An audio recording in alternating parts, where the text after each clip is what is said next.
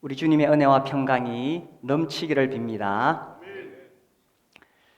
오늘은 참 주인을 만나셨습니까? 하는 제목으로 하나님 말씀을 전하려고 합니다.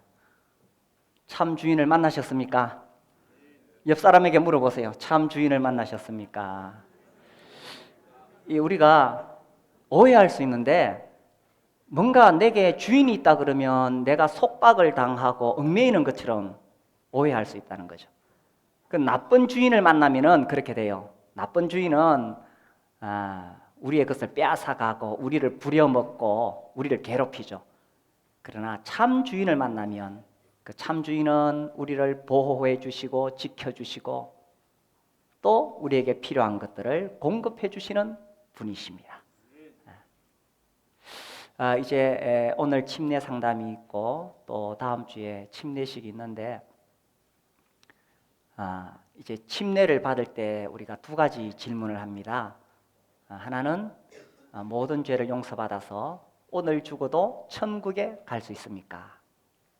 두 번째는 이제 예수님이 당신의 주인이 되셨습니까? 이렇게 묻습니다.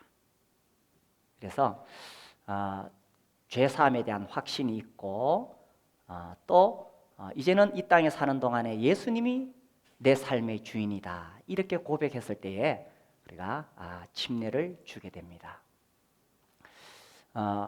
이 첫 번째, 이 죄 사함의 문제, 죄의 문제. 오늘날 현대인들은 이 죄에 대해서 무감각해져 있습니다.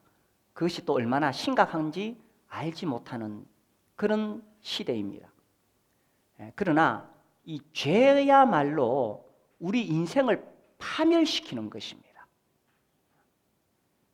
그리고 이 죄는 하나님과 우리의 관계를 끊어버리기 때문에 하나님으로부터 아무것도 받을 수 없게 되는 것입니다.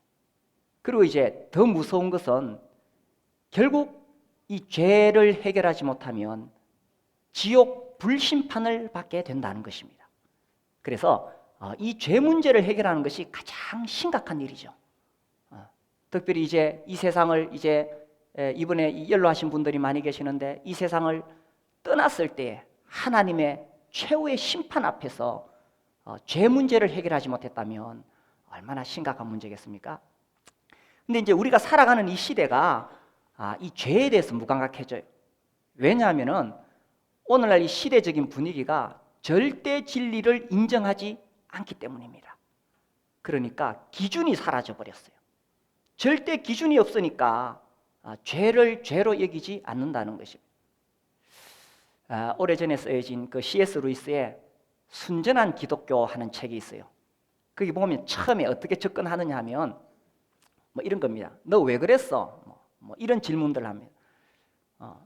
그러니까 누가 가르쳐 주지 않아도 우리는 본성적으로 뭐가 옳고 뭐가 그른지 알고 있다는 거예요. 그런 것이 있다는 거예요. 뭐 예를 들어서 과거에 바벨론 시대에 살던 사람이든 인도에 살던 사람이든 중국에 살던 사람이든 뭐 어느 나라 어느 문화를 상관없이 사람이 본성적으로 알고 있는 이거는 옳은 것이다, 이것은 잘못된 것이다, 이런 알고 있다는 거예요. 그게 이제 인간 본성의 법칙 혹은 자연법 이렇게 말하죠. 사람들이 배우지 않아도 알 수 있는 것들. 이제 그런 것들을 있는데 그런 것들을 쭉 추적해 가 보니까 이제 최고의 어떤 선의 존재를 발견하게 된다는 거죠. 이게 이제 또한 이 고대 철학에서 계속 이런 것들을 이야기하고 있습니다. 근데 오늘날 현대는 이 다원주의 시대, 상대주의 시대가 돼가지고 옳고 그런 것에 대해서 규범적으로 계속 내려오던 것, 이것 자체를 지금 거부하는 시대가 되었다는 겁니다. 그래서 이제 이 포스트 모더니즘의 시대, 절대 진리를 인정하지 않습니다. 그리고 지금 이제 무서운 것은 이 철학적으로 이 그 네오막시즘이라든지, 그러니까 이 마르크시즘의 또 다른 하나의 아류인데, 이런 것들이 어떤 그 프로이드의 뭐 어떤 그 성에 대한 이런 이론들하고 잘못 이렇게 연결되면서 더더욱 현대인들로 하여금 이 절대선에 대한 기준을 흐리게 하고 있다는 것입니다. 자, 이런 겁니다. 남의 남편 혹은 다른 사람의 아내와 관계를 맺는 것은 이것은 죄예요, 그죠? 간통이에요. 그런데 오늘날 이제 한국에서도 간통법이 폐지가 되어졌습니다. 그러니까 우리가 모두가 다 옳다고 여기던 것, 이런 것들을 지금 흔들어 놓는 거예요. 그래서 이 포스트 모더니즘이 지금까지 다 우리가 옳다고 여기던 것들, 이런 것들을 해체시키는 겁니다. 질서를 해체시키고 권위를 해체시키고 지금까지 옳다고 여겨왔던 이 규범들을 흔들어 놓는 거예요. 그래서 이제 이런 흐름 속에서 지금 뭘 공격하고 있느냐면 학교, 가정, 종교를 공격하고 있습니다. 자, 학교를 공격한다는 게 뭐냐? 학교에서 뭘 가르칩니까? 어느 시대를 막론하고, 그죠? 우리 인류가 옳다고 여기던 그런 어떤 규범들이 있습니다. 이제 그거 막 흔들어 놓는 거예요. 그거. 그 다음에 가정을 공격한다는 게 뭡니까? 이 가정, 우리가 살아가는 데서 가장 귀중한 곳, 우리 삶의 보금자리, 이거를 흔들어 놓는 거예요. 그래서 내 남편이 아닌 다른 남편하고도 내가 마음만 맞으면 같이 잘 수 있다는 거예요. 지금 우리가 얼마나 무서운 시대에 살고 있는지 모릅니다. 그리고 종교를 공격한다고 했을 때 다른 종교는 문제가 안 돼요. 불교, 가톨릭, 다른 건 문제 안 돼요. 문제가 되는 것은 기독교입니다. 성경을 공격해요. 왜냐하면 성경은 절대 진리를 가르치고 있기 때문에. 그래서 이제 요즘 제가 계속 이 동성애에 대해서 이야기하는데 옛날부터 동성애자들이 있어 왔어요. 그러나 일반적인 규범 안에서 남자는 여자하고 결혼한다는 것이 이게 일반적인 규범이고, 그 다음에 남자와 남자 혹은 남자와 여자와 여자가 함께 한다는 것은 이것은 잘못된 것이다 라는 인식이 있어 왔어요. 그런데 오늘날 우리 시대에 이제 그것을 흔들고 있는 거죠.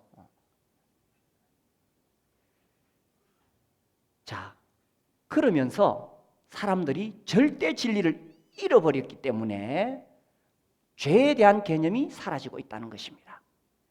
자, 우리는 교회에서 무엇을 이야기하느냐? 하나님 살아계시고 성경이 하나님 말씀이고 성경이 절대 진리라는 것을 이야기하고 있습니다. 우리 로마서 1장 말씀을 볼까요? 이 로마서가 기록될 때에 하나님의 절대 진리를 이야기하고 있습니다. 1장 26절, 27절 제가 읽겠습니다. 이 때문에 하나님께서 그들을 부끄러운 욕심에 내버려 두셨으니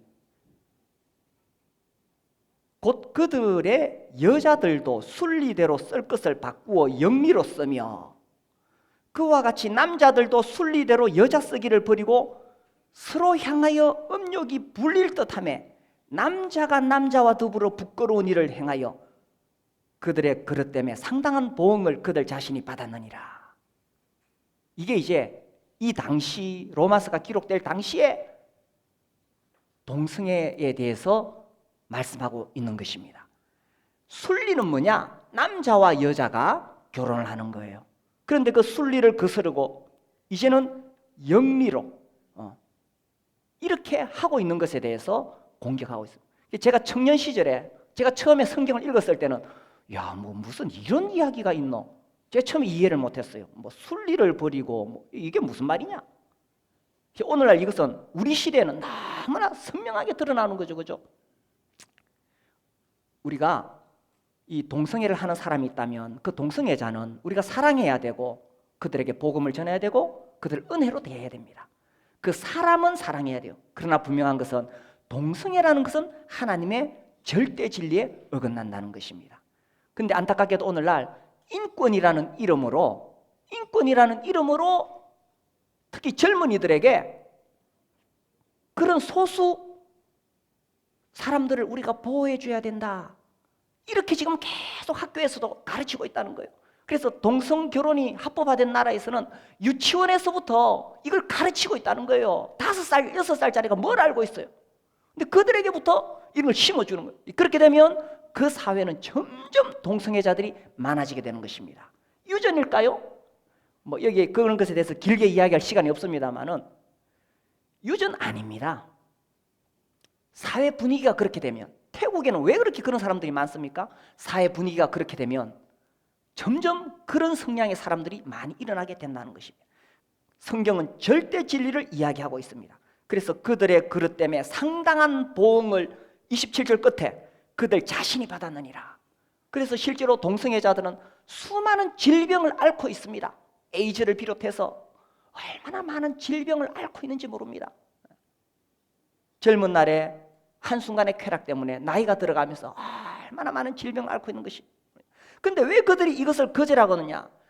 28절, 또한 그들이 마음에 하나님 두기를 싫어하며. 원인은 이것입니다. 마음에 하나님 두기를 싫어하며 하나님께서 그들을 그 상실한 마음대로 내버려 두사 합당하지 못한 일을 하게 하셨으니. 하나님도 포기했다는 겁니다. 네가 네 마음대로 그렇게 고집한다면 네 마음대로 한번 살아봐라. 그때부터 사람들이 자기의 쾌락을 위해서 순리를 버리고 이런 일을 하고 있다는 것입니다. 그래서요, 마음에 하나님 두기를 싫어했을 때, 즉 절대 진리자, 절대자를 거절했을 때 사람들은 이것이 죄라고 생각하지 아니하고 그렇게 살아가게 된다는 것입니다. 이런 부분에 대해서 저는 여기 우리 기성세대는 그래도 우리는 전통적으로 우리나라는 이 유교적인 그런 배경에서 있었기 때문에 뭐 하나님 이야기 안 해도 아까 말씀드렸듯이 그죠? 누구나 옳다고 여기는 부분이 있어요, 그죠? 안 가르쳐줘도 알아요. 근데 문제는 우리 자녀들입니다. 지금 이 포스트 모더니즘의 시대에 절대 진리를 거부하는 시대에 우리 자녀들은 어려서부터 계속 이런 이야기를 듣다 보면 자기도 모르게 그 뭐 동성애 뭐 자기 취향에 따라 그럴 수 있는 것이 아니냐. 지금 시대가 그렇게 가고 있기 때문에 그래서 우리가 하나님 말씀을 바르게 가르칠 때 절대 진리를 가르쳐야 된다는 겁니다. 하나님의 말씀의 절대 진리는 남자와 여자가 그 순리대로 살 것을 이야기하고 있다는 것입니다. 그래서요, 이 이스라엘 민족이 자녀들에게 이 하나님 말씀 가르치는 것을 얼마나 강조했는지 모릅니다. 들으라 이스라엘, 쉐마. 우리 찾아보겠습니다. 신명기 6장 4절. 자, 우리 이 말씀을 우리 성도님들, 특별히 우리 젊은이들, 우리 학생들 정말 진지하게 들어보시기 바랍니다. 신명기 6장, 이 매우 중요한 말씀, 이스라엘 민족이 유대인들이 지금도 너무나 소중하게 여기는 쉐마 6장 4절, 이스라엘에라 들으라. 우리 하나님 여호와는 오직 유일한 여호와시니 하나님 외에 다른 신이 없다는 것을 이스라엘은 계속 가르쳐왔고 오늘날 유대인들도 이걸 계속 가르칩니다. 하나님은 한 분이시다. 여러 신들 중에 하나가 아니라 하나님은 유일하신 하나님이시다. 너는 마음을 다하고 뜻을 다하고 힘을 다하여 네 하나님 여호와를 사랑하라. 여기 우리 초등학생들 또 중학생들 고등학생들 잘 들으세요. 오늘 내가 네게 명하는 이 말씀을 너는 마음에 새기고 흘려듣지 말고 이 마음판에다가 새기고 또 네 자녀에게 부지런히 가르치며. 저는 최소한 여기 앉아있는 우리 중고등학생들은 뭐 문제가 없다고 생각해요. 그러나 여기 있는 우리 중고등학생들이 자라서 결혼했을 때에 그 다음 세대를 생각하는 거예요. 여러분이 이제 자라서 어른이 되면 결혼을 하면 여러분의 자녀들에게 이걸 가르쳐야 되는 겁니다. 네 자녀에게 부지런히 가르치며 집에 앉았을 때든지 길을 갈 때든지 누워있을 때든지 일어날 때든지 이 말씀을 강론할 것이며. 그래서 우리 중고등학생들 결혼하면 자녀들 키울 때 부지런히 가르치세요. 부지런히 집에 앉았을 때든지 길에 가든지. 너는 또 그것을 네 손목에 메어 기호를 삼으며 네 미간에 붙여 표로 삼고 또 네 집 문설주와 바깥문에 기록할지니라. 집에서 가르치라는 뜻입니다. 집에서. 물론 우리가 교회 학교가 있지만은 더 중요한 것은 집에서 가르치라는 것입니다. 이 유대인들이 로마에 의해서 나라를 잃고 수천 년 동안 나라를 잃고 전 세계에 흩어져 살았지만 오늘날에도 그들은 유대인의 정체성을 분명히 가지고 있습니다. 그들이 정말 이방 나라에 살면서 유대인의 정체성을 가지는 것이 얼마나 어렵겠습니까만 그들은 집에서 자녀들에게 부지런히 정말 부지런히 하나님은 한 분이시다. 이 성경은 절대 진리다. 성경을 벗어나면 죄이다. 이렇게 가르쳤기 때문에 오늘날도 유대인들은 어느 나라에 살든지 그들은 자기의 정체성을 가지고 있다는 사실입니다. 그래서요, 앞으로 우리 시대가 점점 더 변화될 것입니다. 어쩌면 우리나라도 동성애 합법화되고 그렇게 되면요 참 곤란한 문제 생깁니다. 교회 와가지고 목사님 우리 동성 결혼할 것인데 줄에 서 주십시오. 만약에 제가 거부하면 감옥에 들어가야 됩니다. 지금 실제로 그런 일이 계속 일어나고 있습니다. 그런 시대가 온다 할지라도 유대인들 보십시오. 그들이 정말 나라를 흩어져 살았지만 자기 자식들은 확실히 가르쳐 왔잖아요. 그런 시대가 온다 할지라도 우리 자녀들을 하나님 말씀으로 계속 가르쳐서 세상 문화가 어떠하든지 주님 오실 때까지 우리의 자녀들 또 손자 손녀들에게까지 이 진리가 확실히 서도록 가르치는 것이 우리의 사명이라는 것입니다. 자, 이렇게 혼탁한 시대에 사람들은 이제 하나님을 두려워하지 않습니다. 하나님을 두려워하지 않기 때문에 죄가 무엇인지도 모릅니다. 그러나 성경은 절대 진리입니다. 오늘날 사람들은 이 죄를 가벼이 여기고 죄를 지으면서도 그것은 뭐 이렇게 자라오면서 상처를 많이 받아서 그런 거야. 자꾸 심리학적으로 해석하려고 그럽니다. 아니요, 죄는 죄예요. 로마서 1장 29절 말씀 보겠습니다.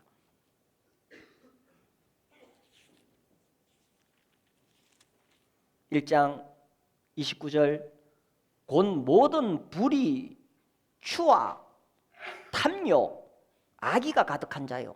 이거 죄라는 겁니다. 시기, 남이 나보다 잘 되면 배 아픈 거, 이거 죄라는 겁니다. 살인, 다른 사람을 미워하는 게 살인이죠.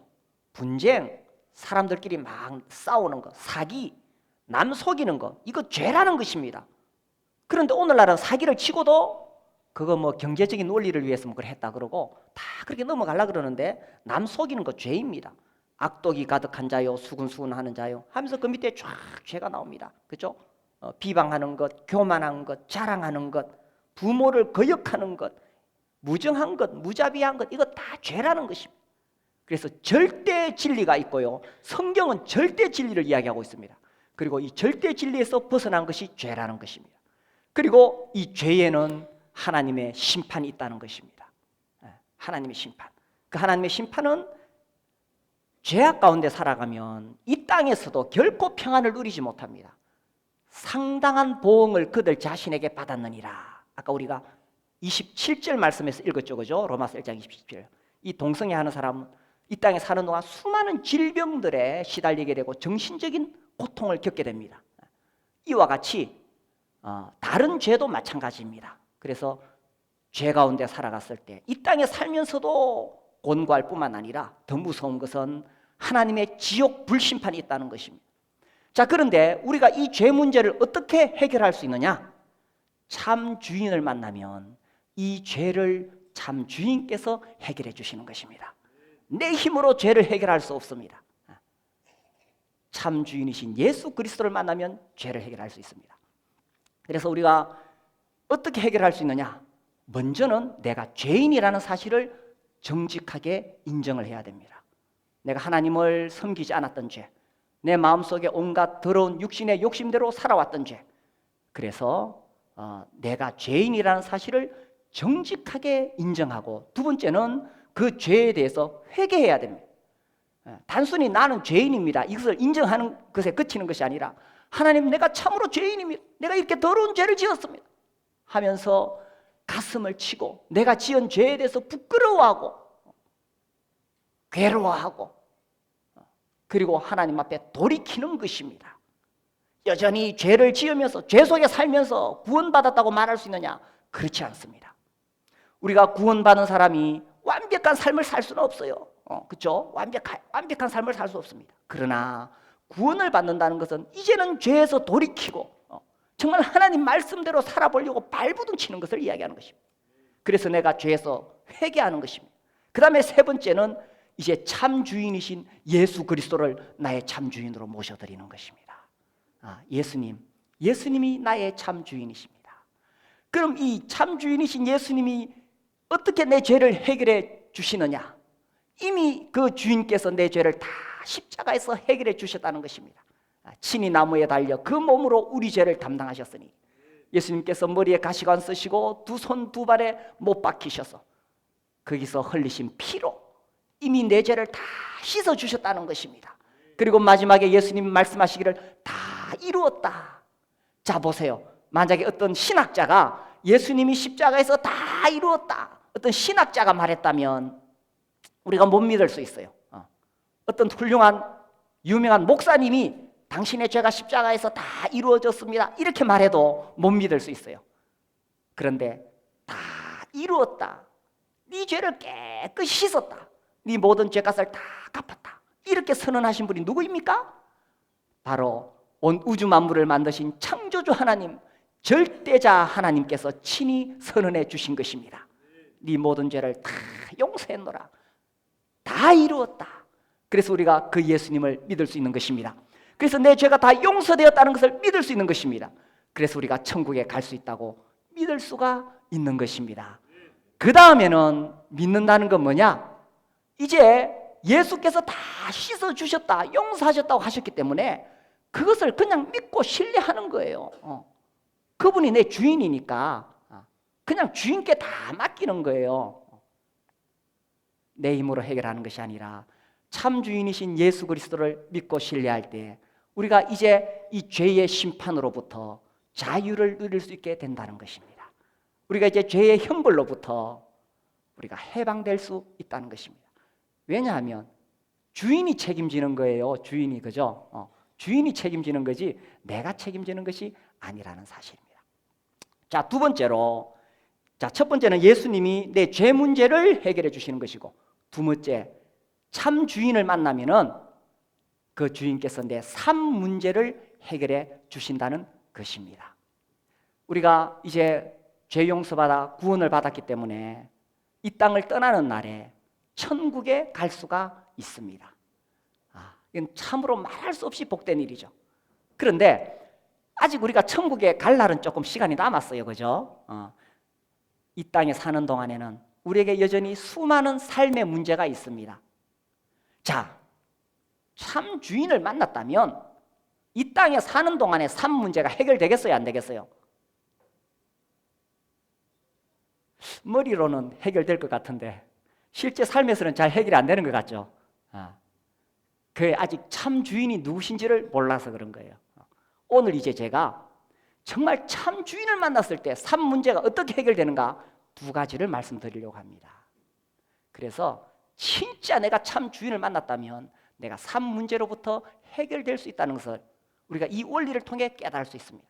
자, 첫 번째는 내 삶의 문제를 주님께 아뢰라라는 것입니다. 우리 요한복음 14장 말씀을 보겠습니다. 요한복음 14장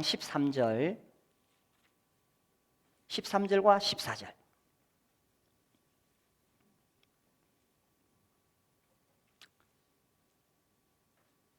우리 같이 한번 읽어볼까요? 시작. 너희가 내 이름으로 무엇을 구하든지 내가 행하리니 이는 아버지로 하여금 아들로 말미암아 영광을 받으시게 하려 함이라. 내 이름으로 무엇이든지 내게 구하면 내가 행하리라. 자, 첫 번째 원리는 주인께 아뢰라는 것입니다. 너희가 내 이름으로 무엇을 구하든지 내가 행하리니 내 이름으로 무엇이든지 내게 구하면 내가 행하리라. 자, 이런 거예요. 이게요, 직장 생활도 마찬가지예요. 직장에서도 막 무슨 일을 하다가 저도 직장 생활할 때 막 이렇게 뭐 여러 가지 복잡한 이런 행정 업무들 처리하다가 뭐 어렵거나 힘든 거 있으면 항상 저의 직속 상사에게 묻습니다. 어떻게 할까요? 그럼 그분이 결정을 내려줘요. 이렇게 해라. 이렇게 해라. 그 시키는 대로 하면 아무 문제가 안 돼요. 왜냐하면 시키는 대로 했는데 만약에 문제가 생기면 누가 책임지겠어요? 다 제 부장님이 다 책임을 졌어요. 부장님이 책임 못 지는 것도 또 우리 교감 선생님, 또 교장 선생님이 다 책임을 져주시는 거예요. 저는 사실 제가 책임질 게 없어요. 저는 그냥 묻고 의지하고 그렇게 하면 되는 거예요. 우리가 인생을 살아가면서도 우리 인생의 문제에 있어서도 주님께 아뢰는 거예요. 주님, 나에게 지금 이런 문제가 있는데 주님 어떻게 할까요? 주님께 아뢰는 거예요. 그런데 우리가 왜 이 세상 살면서 계속 삶의 문제에 시달리느냐 하면 예수님을 주인으로 영접하고도 예수님을 주인으로 그렇게 대우해 드리지 않으니까 여전히 내가 주인이 되어서 내가 내 문제를 해결하려고 발버둥 치다 보니까 그러니까 너무 어렵고 힘이 드는 거예요. 그게 오늘 제가 설교 제목 참 주인을 만나셨습니까? 정말 만났습니까? 정말 참 주인을 만났다면 내 삶의 문제를 내가 붙잡고 고민하는 것이 아니라 주님께 아뢰는 것입니다. 우리 브래들린의 유명한 작시자 중에 조셉 스크립은 369장 걱정 근심 모든 괴로움 우리 주께 맡기세 주께 고함 없는 고로 복을 얻지 못하네 사람들이 어찌하여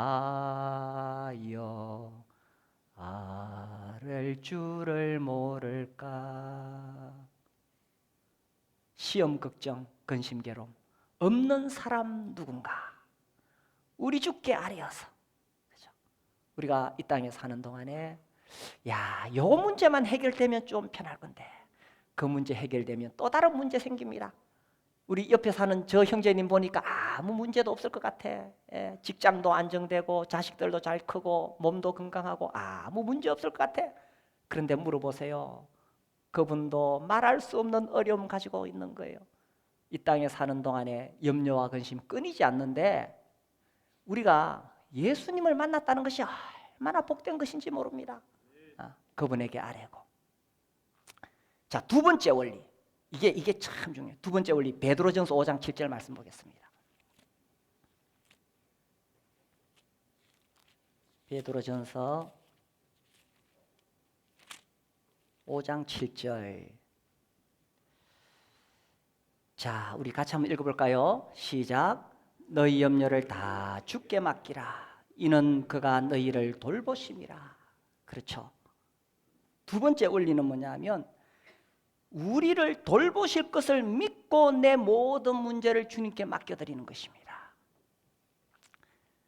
제가 이제 기도를 하다가요. 제가 아침마다 나와서 이제 우리 성도들 이제 목장별로 이 기도 제목 거의 매일 기도합니다.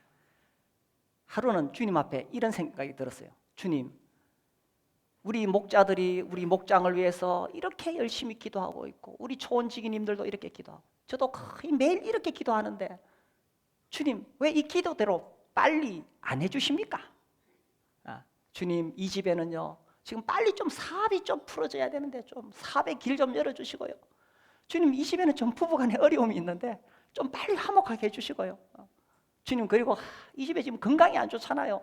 제가 매일 기도하는데 좀 건강 좀 주시고요. 이 집에는 주님 좀 자녀도 주시고요. 계속 주님, 사실 이 형제님은요 주님 좀 정신이 들도록 한 방 좀 때리시면 안 됩니까? 주님, 요렇게 해가지고 요렇게 결혼도 요 처녀하고 요 총각하고 딱 결혼만 맞겠는데요. 그럼 막 제가 주님 앞에 그런 이야기를 했어요. 주님 좀 요렇게 해주시면 안 됩니까? 요래 하면 잘 될 것 같은데 주님이 네가 하나님 해라 그러더라고요. 그래서 제가 제 아내에도 이야기했어요. 여보, 참 내가 기도하다가 이런 게 있는데 요래 좀 주님이 해주시면 얼마나 좋겠나. 그러니까 에이, 그렇게 해줘도 여전히 사람들은 똑같아요 이러더라고. 그래요. 왜 주님은 우리가 그렇게 기도하고 또 이렇게 하는데 좀 이렇게 잘 되도록, 그죠? 이렇게 잘 되도록 이렇게 해주시면 안 좋을까요? 그래 제가 다 깨달았어요. 네가 하나님 해라. 주님, 그렇지요. 내가 하나님 아니지요. 주인이 원하시는 대로 하는 거예요. 주인이 원하시는 대로. 자, 우리가요 왜 살면서 자꾸 이 갈등이 생기고 내 마음에 힘들고 그러냐 하면요 내 뜻대로 되기를 원하니까 그런 거예요. 내가 예수님 주인이라고 고백해놓고도 예수님이 내 주인이 아니고 내가 주인인 거라. 자, 그러니까 이런 거예요. 내 뜻대로 안 될까 봐 염려, 근심, 불안, 초조, 걱정, 염려가 생기는 거예요. 내 뜻대로 안 될까 봐 내가 딱 이렇게 세워놨는데 요래 안 될까 싶어서 자꾸 불안한 거예요. 이번 시험에 최소한 97점 받아야 되는데 뜻을 정해놓고 내 뜻대로 안 될까 봐 불안한 거예요. 그 다음에 내 뜻대로 안 되니까 불평, 원망, 불평하고 분노하는 거예요. 내 뜻대로 안 되니까. 그러니까 우리 인간의 본성이 다 내가 원하는 대로 조정하고 싶어. 내 인생을, 내 삶을 내가 조정하고 싶을 뿐만 아니라 나하고 늘 만나는 사람도 내가 조정하고 싶어. 내 남편을 내 뜻대로 조정하고 싶어. 그죠? 안 되는 거예요. 남편을 뜻대로 조정할 수 있습니까? 내 아내를 내가 원하는 대로 조정할 수 있습니까? 안 되는 거예요. 직장에 가서도 직장 동료를 내가 원하는 대로 조정하고 싶고 안 되는 거예요. 심지어 교회에 와서도 교회도 막 내 원하는 대로 조정하려고 그래요. 안 되는 거예요. 여전히 내 뜻을 주장하니까 예수님이 내 주인이라고 해놓고 내가 기도해서 주님이 안 주시니까 막 원망, 불평, 심지어 분노까지 하는 거예요. 예수님 정말 그럴 수 있습니까? 이러깁니까? 내가 이렇게 기도했는데 왜 안 해주십니까? 심지어 하나님을 향해서도 원망하는 거예요.